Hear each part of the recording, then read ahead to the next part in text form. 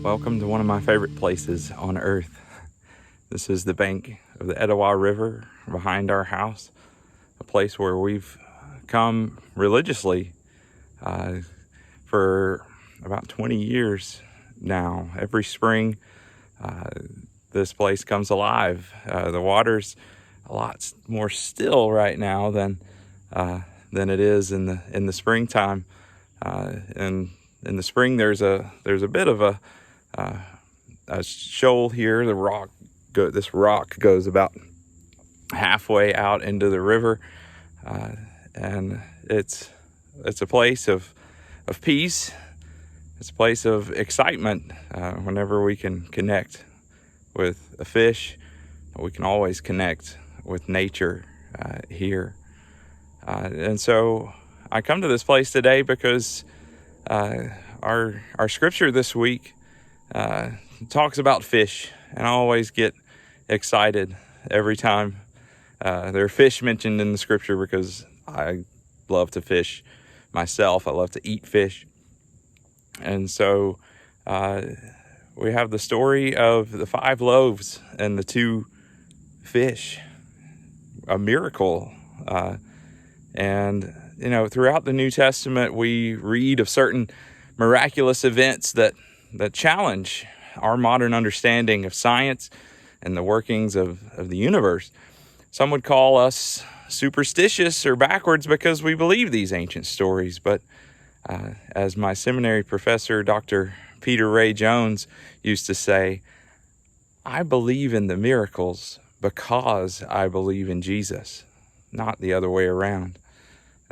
As a fisherman myself, I've always been drawn to any story in the Bible that involves fish in any way.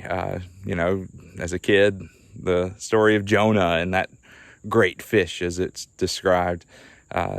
Peter in the New Testament, catching a fish with money in its mouth that he uses to pay its taxes. That's a real story. Look it up.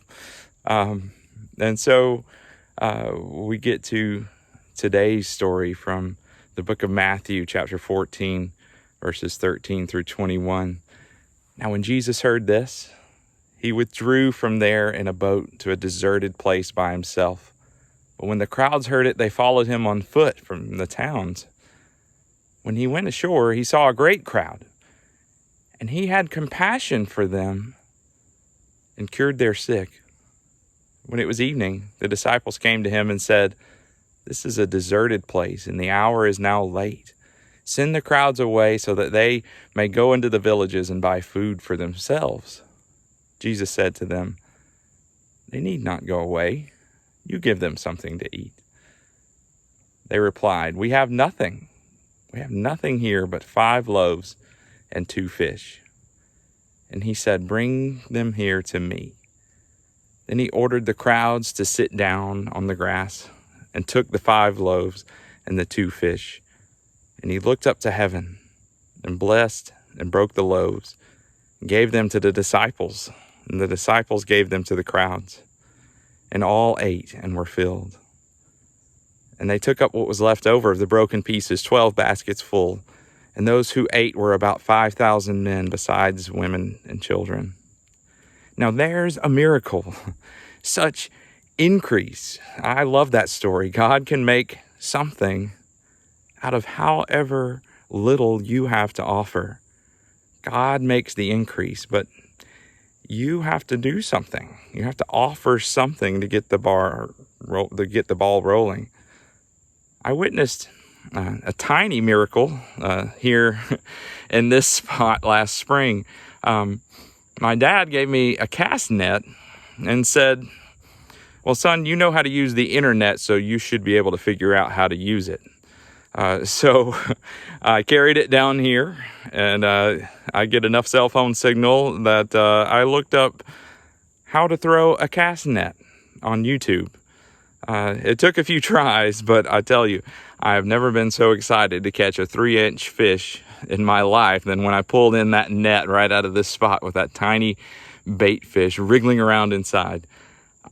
Anna was with me, and I was practically shouting. She was making fun of me, but I was so excited. So we took the bait fish and put it on a hook, and there wasn't maybe 10 minutes, and just behind me here, the line took off, and like zzz, just as fast as you can imagine.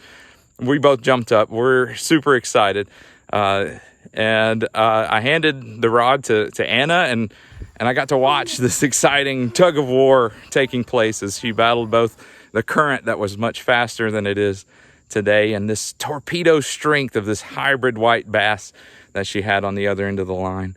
Now that I think about it, that really was a pretty miraculous increase. We turned a 3-inch fish into a 4-pound fish that was 6 times as long.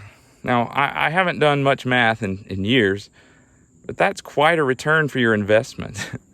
So, in both my story and the New Testament story, there's a bit of a mystery and a lot of faith. And it looks like we're about to have a friend here.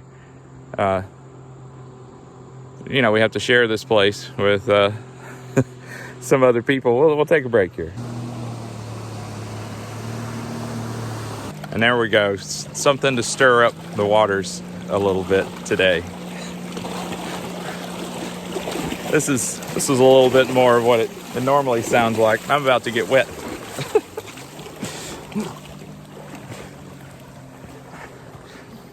Like I said, this is my favorite place. I'm glad to share it with anybody. In both my story and the New Testament story, there's a bit of mystery and there's a whole lot of faith. Faith on the part of the donor who gave the disciples her bread and fish, hoping she wouldn't be laughed at. Faith on the part of the disciples to pass it out when Jesus told them to, even when it didn't make sense. Faith on the part of my dad for handing me the net with no instructions. Faith that all that effort might be worth it after I kept casting and pulling in with nothing. Just the courage to do it one more time, not knowing what was going to happen next. There's something to be said for not knowing, for not fully understanding. There's a lot beneath the surface of this river that I'll never see, that I'll never understand. I won't understand everything about how this ecosystem functions. But I don't have to know everything about how it works to appreciate its power or its beauty. Same is true with God. Did all of this happen exactly as it says in the Bible? Well, if you get hung up on that, I think maybe you've missed the whole point of the story. These people were tired and hungry from the road. Before the people could hear what Jesus had to say, he had to meet their need. He had compassion for their physical well-being and took care of that before also addressing their spiritual well-being. And look at the increase. Look at what a lot of faith and a little material goods accomplished. Look at all the needs that were met. Now don't go around measuring success by numbers, by thousands. But if you learn to trust God and watch as your love and compassion get magnified 100-fold, now that's a miracle. Go with God, my friends.